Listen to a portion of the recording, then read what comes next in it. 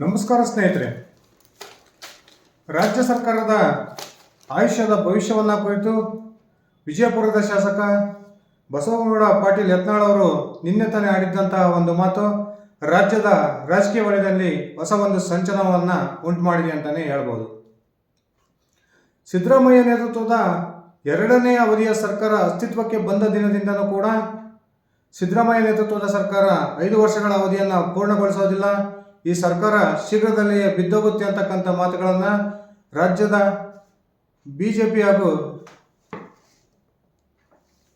JDSನ ನಾಯಕರು ಹೇಳ್ತಾನೆ ಬಂದಿದ್ದಂಥದ್ದನ್ನು ನಾವೆಲ್ಲ ಗಮನಿಸ್ತಾನೆ ಬಂದಿದ್ದೀವಿ. ಅದೇ ರೀತಿ ಸರ್ಕಾರದಲ್ಲಿ ಅದೇ ರೀತಿಯ ಬೆಳವಣಿಗೆಯೂ ಕೂಡ ನಡೆದಿರ್ತಕ್ಕಂಥದ್ದು ನಾವೆಲ್ಲ ಗಮನಿಸಿದ್ದೀವಿ. ಒಂದು ಕಡೆ ಸತೀಶ್ ಜಾರಕಿಹೊಳಿ ಅವರು ಉಪಮುಖ್ಯಮಂತ್ರಿ ಸ್ಥಾನದ ಬೇಡಿಕೆಯನ್ನು ಇಟ್ಟರೆ ಬಹುದೊಡ್ಡ ಸಂಖ್ಯೆಯಲ್ಲಿರ್ತಕ್ಕಂಥ ಶಾಸಕರು ಕೂಡ ತನ್ನ ಕ್ಷೇತ್ರಕ್ಕೆ ಅನುದಾನದ ಕೊರತೆಯಾಗಿದೆ, ಈ ಕಾರಣಕ್ಕೆ ತಾವು ಸರ್ಕಾರದಲ್ಲಿ ಬೇಸರ ಉಂಟಾಗಿದೆ ಅಂತಕ್ಕಂಥ ಹೇಳಿಕೆಯನ್ನು ಬಹಿರಂಗವಾಗಿ ಕೊಡ್ತಾ ಬಂದಿದ್ದಂಥದ್ದನ್ನು ಕೂಡ ನಾವು ನೋಡಿದ್ದೇವೆ. ಅದರಲ್ಲೂ ಕೂಡ ಬಸವರಾಜ ರಾಯರೆಡ್ಡಿ ಅಂತಹ ಹಾಗೂ ರಾಜು ಕಾಗೆ ಅಂತಹ ಹಿರಿಯ ಶಾಸಕರೇ ಕೂಡ ಕಾಂಗ್ರೆಸ್ನ ವಿರುದ್ಧ ತಮ್ಮ ತೀವ್ರ ಅಸಮಾಧಾನವನ್ನು ಹೊರಹಾಕಿದ್ದನ್ನು ನಾವು ನೋಡ್ತಾನೆ ಬಂದಿದ್ದೇವೆ. ಅದೇ ರೀತಿ ಈ ಒಂದು ಸಿದ್ದರಾಮಯ್ಯ ನೇತೃತ್ವದ ಸರ್ಕಾರದಲ್ಲಿ ಲಿಂಗಾಯತ ಅಧಿಕಾರಿಗಳಿಗೆ ಯಾವುದೇ ರೀತಿಯ ಆಯಕಟ್ಟಿನ ಜಾಗವನ್ನು ಕೊಡ್ತಾ ಇಲ್ಲ. 36ಕ್ಕೂ ಹೆಚ್ಚು ಸಂಖ್ಯೆಯಲ್ಲಿರ್ತಕ್ಕಂಥ ಕಾಂಗ್ರೆಸ್ ಶಾಸಕರಿಗೆ, ಕಾಂಗ್ರೆಸ್ನ ಲಿಂಗಾಯತ ಶಾಸಕರಿಗೆ ಕಾಂಗ್ರೆಸ್ ಸರ್ಕಾರದಲ್ಲಿ ಯಾವ ರೀತಿಯ ಒಂದು ಗೌರವ ಹಾಗೂ ಮರ್ಯಾದೆ ಇಲ್ಲ ಅಂತಕ್ಕಂಥ ಒಂದು ಮಾತನ್ನು ಕಾಂಗ್ರೆಸ್ನ ಹಿರಿಯ ಶಾಸಕ ಶಾಮನೂರು ಶಿವಶಂಕರಪ್ಪನವರು ಆಡೋದ್ರ ಮೂಲಕ ಹೈಕಮಾಂಡ್ಗೆ ಶೆಡ್ ಹೊಡೆದಿದ್ದನ್ನು ನಾವೆಲ್ಲ ನೋಡಿದ್ದೇವೆ. ಆದರೆ ಇದೀಗ ನಿನ್ನೆ ವಿಜಯಪುರ ಶಾಸಕ ಬಸವನಗೌಡ ಪಾಟೀಲ್ ಯತ್ನಾಳ್ ಅವರು ರಾಜ್ಯ ಸರ್ಕಾರದ ಭವಿಷ್ಯದ ಕುರಿತು ಒಂದು ಬಹುದೊಡ್ಡ ಬಾಂಬನ್ನು ಸಿಡಿಸಿದ್ದಾರೆ ಅಂತಲೇ ಹೇಳ್ಬೋದು. ಬನ್ನಿ ಸ್ನೇಹಿತರೆ, ಹಾಗಾದರೆ ಬಸವನಗೌಡ ಪಾಟೀಲ್ ಯತ್ನಾಳ್ ಅವರು ಹೇಳಿರ್ತಕ್ಕಂಥ ಸರ್ಕಾರದ ಭವಿಷ್ಯ ಏನು, ಅದು ಖಂಡಿತವಾಗ್ಲೂ ನಿಜ ಆಗುತ್ತಾ ಅಂತಕ್ಕಂಥದ್ದನ್ನು ತಿಳ್ಕೊಂಡು ಬರೋಣ. ಅದಕ್ಕಿಂತ ಮುಂಚೆ ನೀವಿನ್ನ ನನ್ನ ಇಟ್ಗೆ ಹೇಮಂತ್ ಯೂಟ್ಯೂಬ್ ಚಾನಲ್ಗೆ ಸಬ್ಸ್ಕ್ರೈಬ್ ಮಾಡ್ಕೊಂಡಿಲ್ಲ ಅಂದರೆ ದಯವಿಟ್ಟು ಈಗ ಸಬ್ಸ್ಕ್ರೈಬ್ ಮಾಡಿಕೊಂಡು ಬೆಲ್ ಬಟನನ್ನು ಕ್ಲಿಕ್ ಮಾಡಿ, ನನ್ನ ವಿಡಿಯೋಗೆ ಲೈಕ್ ಮಾಡಿ, ಕಮೆಂಟ್ ಮಾಡಿ, ಶೇರ್ ಮಾಡಿ. ಹೌದು ಸ್ನೇಹಿತರೆ, ಏನು ಸರ್ಕಾರ ಅಸ್ತಿತ್ವಕ್ಕೆ ಬಂದ ದಿನದಿಂದ ಬಿಜೆಪಿ ಆಪರೇಷನ್ ಕಮಲವನ್ನು ಮಾಡೋದ್ರ ಮೂಲಕ ಸರ್ಕಾರವನ್ನು ಕೆಳಗಿಳಿಸುತ್ತೆ, ಆ ಮೂಲಕ ಬಿಜೆಪಿ ಮತ್ತು JDS ನೇತೃತ್ವದ ಸರ್ಕಾರ ಮತ್ತೊಮ್ಮೆ ರಾಜ್ಯದಲ್ಲಿ ಅಧಿಕಾರಕ್ಕೆ ಬರುತ್ತೆ ಅಂತಕ್ಕಂಥ ಮಾತುಗಳನ್ನ ರಾಜ್ಯದ ಅನೇಕ ರಾಜಕೀಯ ಪಂಡಿತರು ಹೇಳ್ತಾನೆ ಬರ್ತಿದ್ರು. ಇದೀಗ ನಿನ್ನೆ ಮಾಧ್ಯಮಗಳು ಕೇಳಿದಂತಹ ಪ್ರಶ್ನೆಗೆ ಉತ್ತರ ಕೊಟ್ಟಿರ್ತಕ್ಕಂಥ ಬಸವನಗೌಡ ಪಾಟೀಲ್ ಯತ್ನಾಳ್ ಅವರು, ನಾವು ಕಾಂಗ್ರೆಸ್ಗೆ ಯಾವ ರೀತಿಯ ಆಪರೇಷನನ್ನು ಮಾಡೋ ಅವಶ್ಯಕತೆ ಇಲ್ಲ, ಅದು ತಾನಾಗೆ ಅಭಾಷಣ ಆಗುತ್ತೆ ಅಂತಕ್ಕಂಥ ಒಂದು ಮಾತನ್ನು ಹೇಳೋದ್ರ ಮೂಲಕ ತೀವ್ರ ಕುತೂಹಲವನ್ನು ಹುಟ್ಟಾಕಿದ್ದಾರೆ. ಅವರು ಸ್ನೇಹಿತರೆ, ಏನು ಮಹಾರಾಷ್ಟ್ರದಲ್ಲಿದ್ದಂತೆಯೇ ಕರ್ನಾಟಕದಲ್ಲೂ ಕೂಡ ಕಾಂಗ್ರೆಸ್ನ ಒಂದು ಬಹುದೊಡ್ಡ ಶಾಸಕರ ಸಂಖ್ಯೆಯನ್ನು ಹೊಡೆದುಕೊಂಡು ಬಿಜೆಪಿಗೆ ಸೇರ್ಪಡೆ ಆಗ್ತಕ್ಕಂಥ ನಾಯಕ ಒಬ್ಬ ಇದ್ದಾನೆ. ಅವನು ಕರ್ನಾಟಕದ ಅಜಿತ್ ಪವಾರ್ ಆದರೂ ಆಗ್ಬೋದು, ಏಕನಾಥ್ ಶಿಂದೆ ಅವರು ಆಗ್ಬೋದು ಅಂತಕ್ಕಂಥ ಮಾತುಗಳನ್ನು ಪದೇ ಪದೇ ಪ್ರತಿಪಕ್ಷದ ನಾಯಕ, ಅದರಲ್ಲೂ ಕೂಡ JDSನ ವರಿಷ್ಠ HD ಕುಮಾರಸ್ವಾಮಿ ಅವರು 4-5 ಸಾರಿ ಹೇಳ್ಕೊಂಡು ಬಂದಿದ್ದನ್ನು ನಾವು ನೋಡಿದ್ದೇವೆ.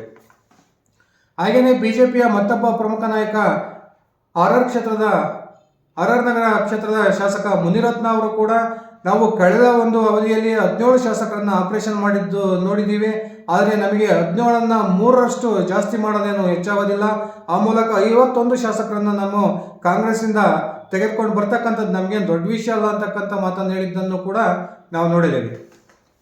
ಆದರೆ ಇದೀಗ ಬಿಜೆಪಿ ಆಪರೇಷನ್ ಕಮಲಕ್ಕೆ ಕೈ ಹಾಕೋದಕ್ಕಿಂತ ಮುಂಚೆನೇ ಕಾಂಗ್ರೆಸ್ನಲ್ಲಿ ತೀವ್ರ ಅಸಮಾಧಾನಗೊಂಡಿರ್ತಕ್ಕಂಥ ಸುಮಾರು 45ಕ್ಕೂ ಹೆಚ್ಚು ಜನರ ಒಂದು ಕಾಂಗ್ರೆಸ್ ಶಾಸಕರ ತಂಡ ಇದೀಗ ಕಾಂಗ್ರೆಸ್ ಪಕ್ಷವನ್ನು ತೊರೆದು ಬಿಜೆಪಿಗೆ ಬರುತ್ತಾ ಅಂತಕ್ಕಂಥ ಪ್ರಶ್ನೆ ನಿನ್ನೆಯ ಬಸವನಗೌಡ ಪಾಟೀಲ್ ಯತ್ನಾಳ್ ಅವರ ಮಾತಿನಿಂದ ಉಂಟಾಗಿದೆ ಅಂದರೆ ತಪ್ಪಾಗೋದಿಲ್ಲ.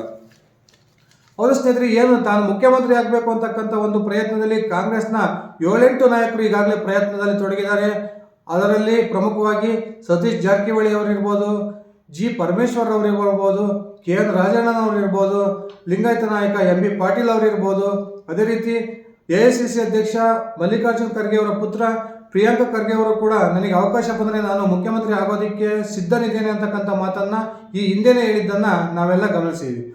ಹೀಗೆ ಸುಮಾರು 7-8 ಕಾಂಗ್ರೆಸ್ನ ನಾಯಕರು ತಾನು ಮುಖ್ಯಮಂತ್ರಿ ಆಗಬೇಕು ಅಂತಕ್ಕಂಥ ಪ್ರಯತ್ನದಲ್ಲಿ ತೊಡಗಿರ್ತಕ್ಕಂಥ ಈ ಸಂದರ್ಭದಲ್ಲಿ ಕಾಂಗ್ರೆಸ್ನಲ್ಲಿ ಆಗ್ತಾ ಇರ್ತಕ್ಕಂಥ ಅನೇಕ ಬೆಳವಣಿಗೆಗಳು ಕಾಂಗ್ರೆಸ್ ಸರ್ಕಾರ 5 ವರ್ಷಗಳ ಅವಧಿಯನ್ನು ಪೂರ್ಣಗೊಳಿಸೋದಿಲ್ಲ ಅಂತಕ್ಕಂಥ ಸ್ಪಷ್ಟ ಸೂಚನೆ ನಮಗೀಗ ದೊರಕ್ತಾ ಇದೆ ಅಂದರೆ ತಪ್ಪಾಗೋದಿಲ್ಲ.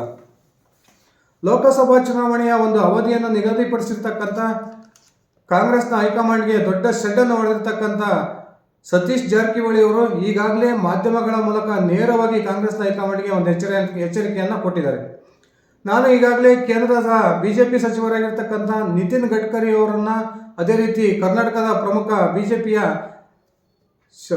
ಸಂಸದರು ಹಾಗೂ ಸಚಿವರಾಗಿರ್ತಕ್ಕಂಥ ಪ್ರಹ್ಲಾದ್ ಜೋಶಿ ಅವರನ್ನು 5-6 ಸಾರಿ ಭೇಟಿ ಮಾಡಿದ್ದೇನೆ.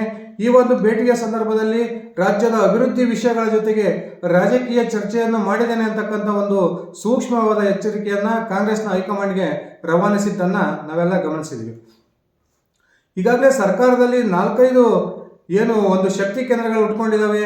ಮೊದಲು ಕೇವಲ 2 ಶಕ್ತಿ ಕೇಂದ್ರಗಳು ಸಿದ್ದರಾಮಯ್ಯ ನೇತೃತ್ವದಲ್ಲಿ, ಒಂದು ಡಿ ಕೆ ಶಿವಕುಮಾರ್ ಅವರ ನೇತೃತ್ವದಲ್ಲಿ ಒಂದು ಶಕ್ತಿ ಕೇಂದ್ರ ಏನಿತ್ತು, ಈಗ ಅವುಗಳ ಸಂಖ್ಯೆ 3ರಿಂದ 4ಕ್ಕೆ ಏರಿದೆ ಅಂತಕ್ಕಂಥದ್ದು ಕೂಡ ಕಾಂಗ್ರೆಸ್ಗೆ ಒಂದು ದೊಡ್ಡ ಆತಂಕವನ್ನು ತಂದಿಟ್ಟಿರತಕ್ಕಂಥದ್ದು ಸಹಜ. ಅದೇ ರೀತಿ ಮಾಧ್ಯಮಗಳೊಂದಿಗೆ ಮಾತನಾಡ್ತಂತಹ ಯತ್ನಾಳ್ ಅವರು ಏನು ಎಲ್ಲರಿಗೂ ನಾನು ಸೆಟ್ಲ್ಮೆಂಟ್ ಮಾಡ್ತೀನಿ ಅಂತಕ್ಕಂಥ ಹೇಳಿಕೆಯನ್ನು ಡಿ ಕೆ ಶಿವಕುಮಾರ್ ಅವರು ಕೊಡ್ತಾ ಬರ್ತಿದ್ದಾರೆ. ಆ ಡಿ ಕೆ ಶಿವಕುಮಾರ್ ಅವರಿಗೆ ಸದ್ಯದಲ್ಲಿ ಒಂದು ದೊಡ್ಡ ಸೆಟ್ಲ್ಮೆಂಟ್ ಆಗೋದಿದೆ ಅಂತಕ್ಕಂಥ ಎಚ್ಚರಿಕೆಯನ್ನು ಕೂಡ ನೀಡಿದ್ದಾರೆ. ಈ ಎಲ್ಲ ಬೆಳವಣಿಗೆಗಳಿಂದ ಕರ್ನಾಟಕದ ಕಾಂಗ್ರೆಸ್ನ ಸರ್ಕಾರ ಅಪಾಯದಲ್ಲಿದೆಯಾ? ಕಾಂಗ್ರೆಸ್ನ ದೊಡ್ಡ ಒಂದು ಗುಂಪು ಕಾಂಗ್ರೆಸ್ನ ತೊರೆದು ಇಷ್ಟರಲ್ಲೇ ಅದು ಕೂಡ ಲೋಕಸಭಾ ಚುನಾವಣೆಯ ವೇಳೆಗೆ ಬಿಜೆಪಿಯನ್ನು ಸೇರ್ಪಡೆಯಾಗುತ್ತಾ? ಆ ಸೇರ್ಪಡೆಯಾಗೋದ್ರ ಮೂಲಕ ಕಾಂಗ್ರೆಸ್ ಸರ್ಕಾರಕ್ಕೆ ಅಸ್ತಿತ್ವಕ್ಕೆ ಧಕ್ಕೆಯನ್ನು ತರುತ್ತಾ ಅಂತಕ್ಕಂಥ ಪ್ರಶ್ನೆಗಳು ಈಗ ರಾಜ್ಯದ ರಾಜಕೀಯ ವಲಯದಲ್ಲಿ ಗುಸುಗುಸುಗೆ ಕಾರಣ ಆಗಿದಾವೆ ಅಂದರೆ ತಪ್ಪಾಗೋದಿಲ್ಲ. ಕಾದ್ ನೋಡೋಣ ಸ್ನೇಹಿತರೆ. ಇನ್ನೇನು ಕೆಲವೇ ದಿನಗಳಲ್ಲಿ ಲೋಕಸಭಾ ಚುನಾವಣೆಯ ಹೊಸ್ತಿಲಲ್ಲಿ ದೇಶ ಇದೆ. ಆ ಒಂದು ಚುನಾವಣೆಯ ಸಂದರ್ಭದಲ್ಲಿ ಕರ್ನಾಟಕದ ರಾಜ್ಯ ರಾಜಕಾರಣದಲ್ಲಿ ಯಾವ ರೀತಿಯ ಒಂದು ಆಯಾರಾಮ್ ಹಾಗೂ ಗಯಾರಾಮ್ಗಳು ನಡೀತವೆ, ಆ ಮೂಲಕ ಕಾಂಗ್ರೆಸ್ನ ಬಹುದೊಡ್ಡ ಒಂದು ಗುಂಪು ಬಿಜೆಪಿಯನ್ನು ಸೇರ್ಪಡೆಯಾಗುತ್ತಾ? ಕಾಂಗ್ರೆಸ್ನ ಒಂದು ಗುಂಪು ಸೇರ್ಪಡೆ ಆಗಬೇಕು ಅಂದರೆ ಕನಿಷ್ಠ 44ಕ್ಕೂ ಹೆಚ್ಚು ಸಂಖ್ಯೆಯ ಶಾಸಕರು ಕಾಂಗ್ರೆಸ್ಸನ್ನು ತೊರೆದು ಬಿಜೆಪಿಗೆ ಸೇರ್ಪಡೆ ಆಗಬೇಕಾಗುತ್ತೆ. ಆ 44 ಸಂಖ್ಯೆಗಿಂತ ಹೆಚ್ಚು ಶಾಸಕರು ಬಂದ್ರೇ ಅವರಿಗೆ ಯಾವುದೇ ರೀತಿಯ ಪಕ್ಷಾಂತರ ನಿಷೇಧ ಕಾಯ್ದೆ ಅನ್ವಯ ಆಗೋದಿಲ್ಲ. ಈ ನಿಟ್ಟಿನಲ್ಲಿ ಬಹುತೇಕ ಸತೀಶ್ ಜಾರಕಿಹೊಳಿ ಅವರ ನೇತೃತ್ವದಲ್ಲಿ 50ಕ್ಕೂ ಹೆಚ್ಚು ಶಾಸಕರ ಒಂದು ಗುಂಪನ್ನು ಜಾರಕಿಹೊಳಿ ಅವರು ಈಗಾಗಲೇ ಸಿದ್ಧಗೊಳಿಸಿಕೊಂಡಿದ್ದಾರೆ ಅಂತಕ್ಕಂಥ ಮಾಹಿತಿಗಳು ಬರ್ತಾ ಇದ್ದಾವೆ. ಈ ಎಲ್ಲ ಬೆಳವಣಿಗೆಗಳು ಮುಂದಿನ ದಿನಗಳಲ್ಲಿ ಕಾಂಗ್ರೆಸ್ನ ಸರ್ಕಾರಕ್ಕೆ ಯಾವ ರೀತಿಯ ಒಂದು ಧಕ್ಕೆಯನ್ನು ತಂದಿಡ್ತವೆ, ಕಾಂಗ್ರೆಸ್ನಲ್ಲಿ ಬಹುದೊಡ್ಡ ಒಂದು ರಾಜಕೀಯ ಸಂಚಲನ ಆಗುತ್ತಾ? ಈ ಎಲ್ಲ ಪ್ರಶ್ನೆಗಳಿಗೆ ಕಾದು ನೋಡೋಣ ಸ್ನೇಹಿತರೆ. ಇದಿಷ್ಟಾಗಿತ್ತು ನನ್ನ ವಿಡಿಯೋ. ನಾನು ಕೊಟ್ಟಿರ್ತಕ್ಕಂಥ ಮಾಹಿತಿ ಇಷ್ಟವಾಗಿದ್ದರೆ ದಯವಿಟ್ಟು ವಿಡಿಯೋಗೆ ಲೈಕ್ ಮಾಡಿ, ಶೇರ್ ಮಾಡಿ, ಕಮೆಂಟ್ ಮಾಡಿ. ಧನ್ಯವಾದಗಳು ಸ್ನೇಹಿತರೆ.